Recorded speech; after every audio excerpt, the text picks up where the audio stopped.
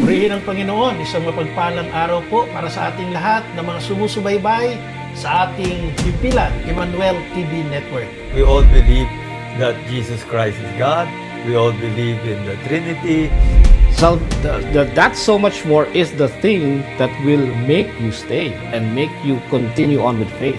Ito po ang katotohanan ng ating pananampalataya. Maraming salamat po sa inyong pagsama hanggang sa mga susunod po nating pagtatanghal.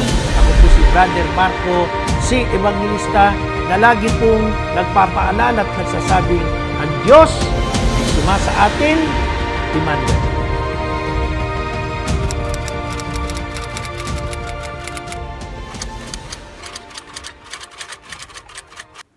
Purihin ang Panginoon. Isa na naman pong muling pag-aaral ang ating gagawin. Samahan po ninyo ako dito sa ating programang Defend the Faith ng Emmanuel TV Network. Ako po si Brother Marco, si Evangelista.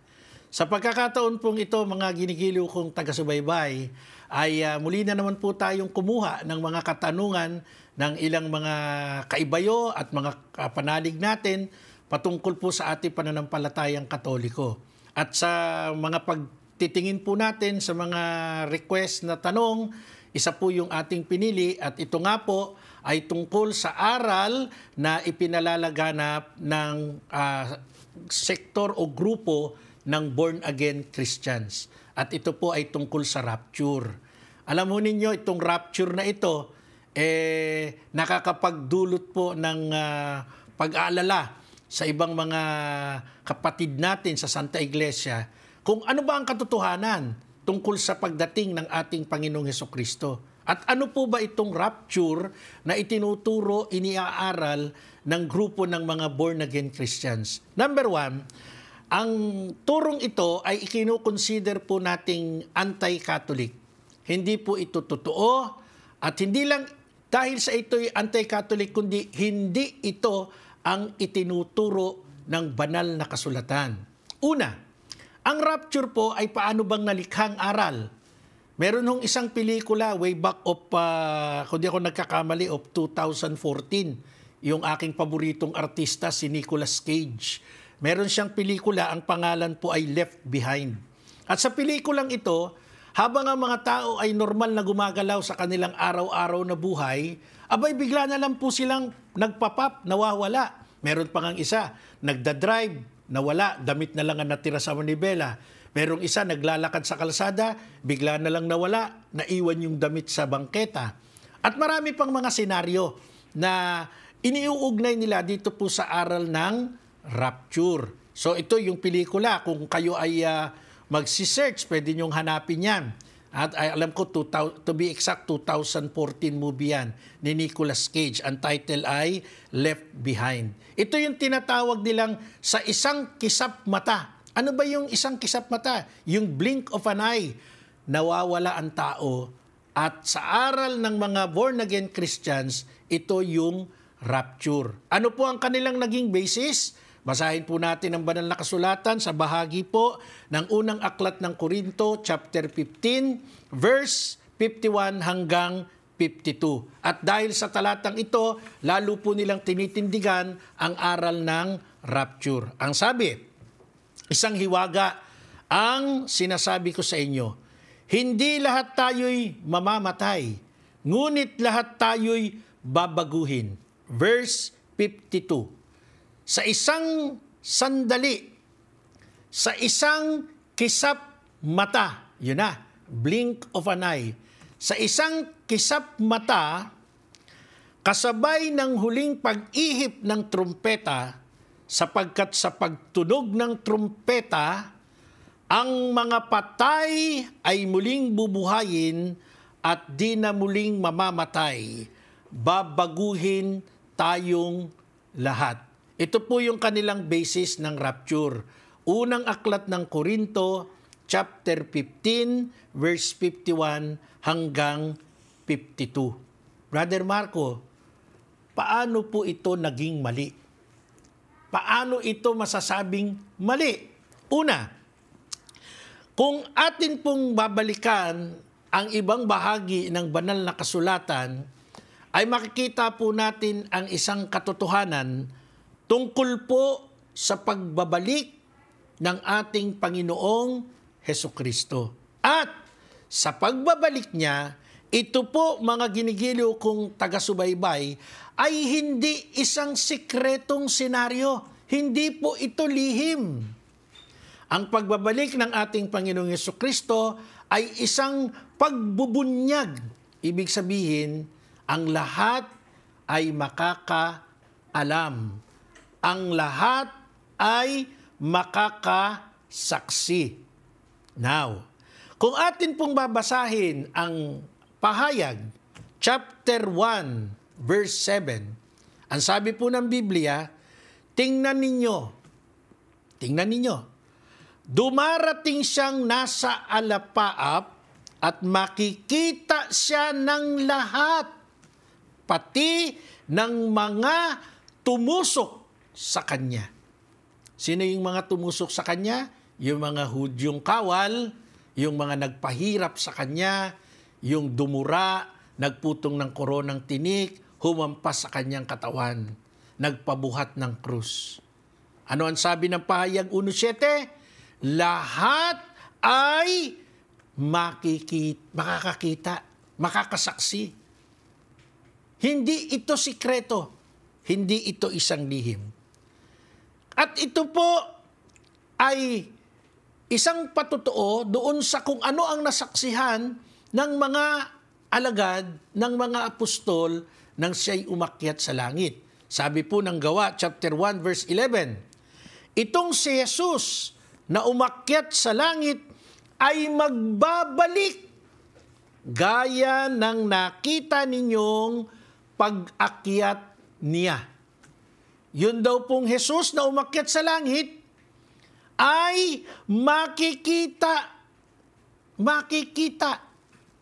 Katulad ng kung paanong siya'y darating, kung paanong siya ay umalis. So anong ibig sabihin nun? Konkreto po. Ang pagdating ng Panginoon ay hindi po sikreto. Ito po'y isang pagbubunyag para sa lahat. Hindi po biglang mawawala. Hindi tayo biglang magpapap, maglalaho, parang bula. Hindi ho ito ang aral na itinuturo ng Biblia para sa mga hinirang ng Diyos. Hindi po automatically na ang mga hinirang ng Diyos ay aakyat agad sa alapaap para po salubungin ang ating Panginoon. Walang ganon, Mars. Wala pong ganon.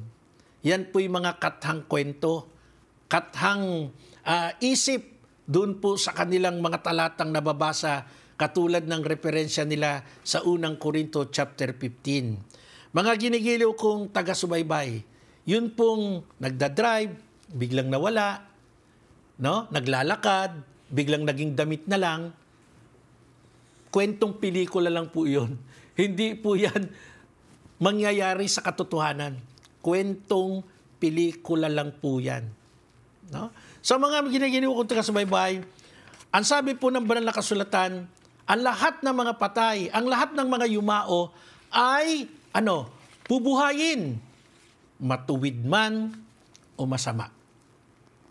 Yung santo, bubuhayin ng Diyos. Yung holdapper, yung murderer, bubuhayin ng Diyos. Pareho po yan.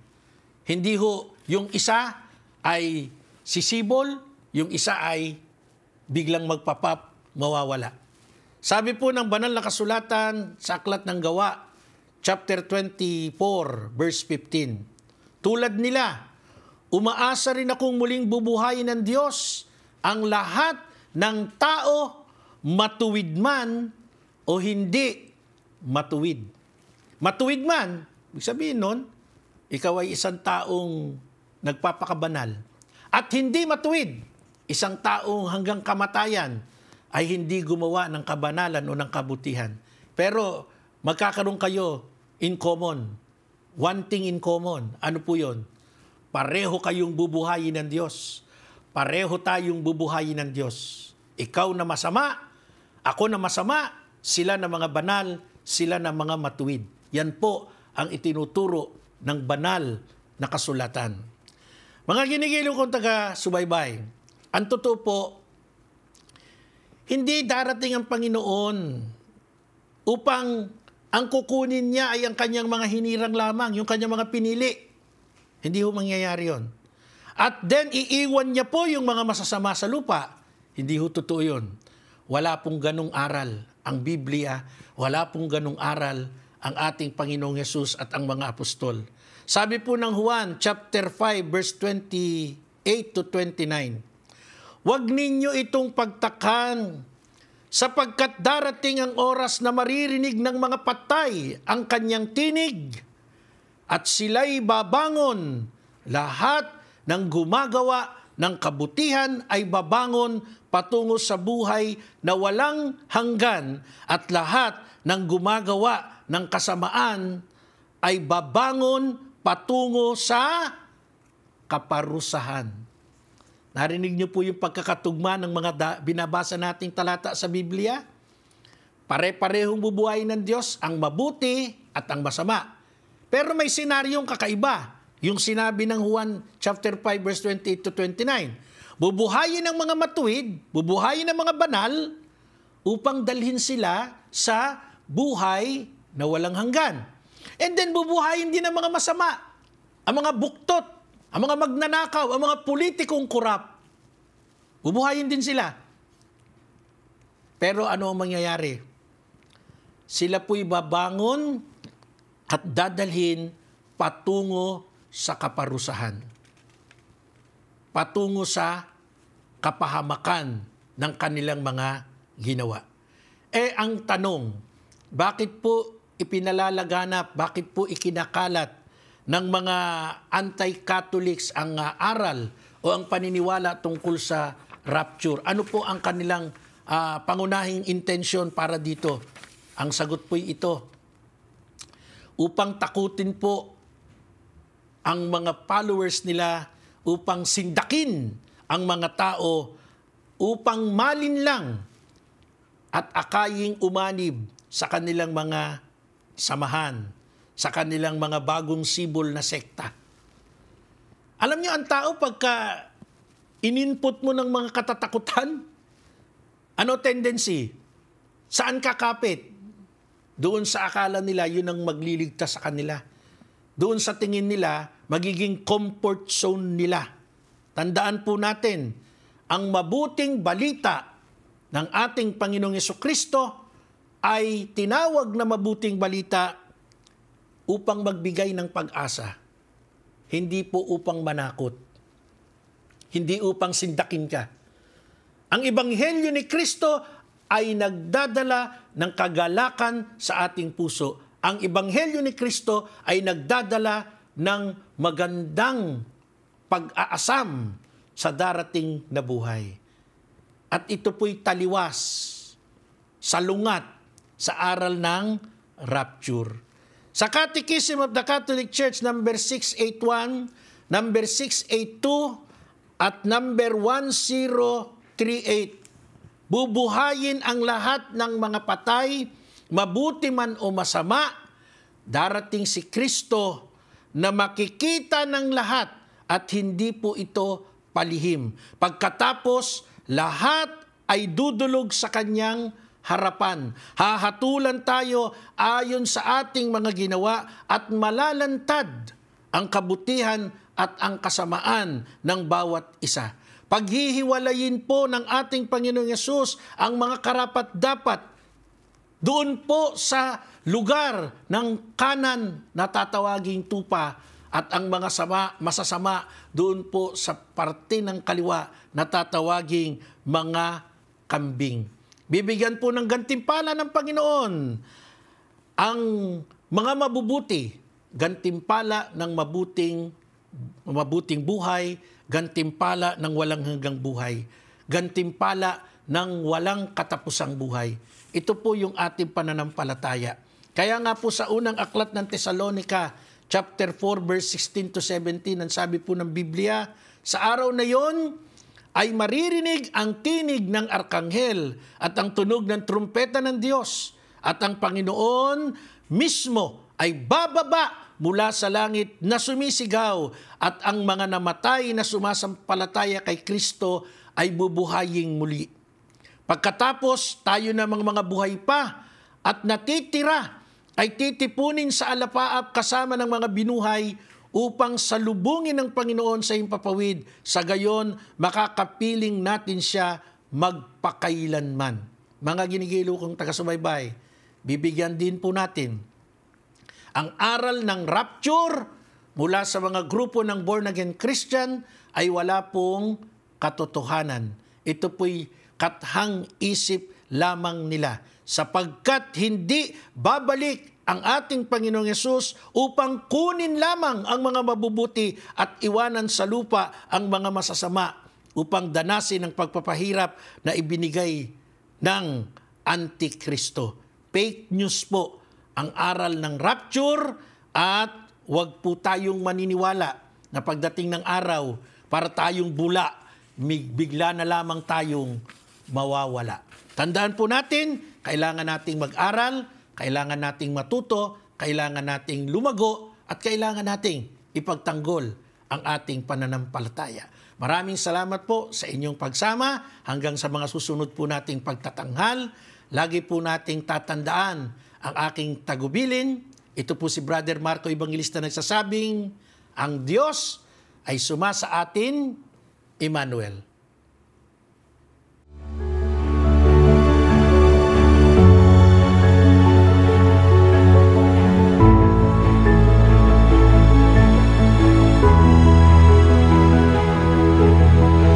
You're watching ETVN Philippines.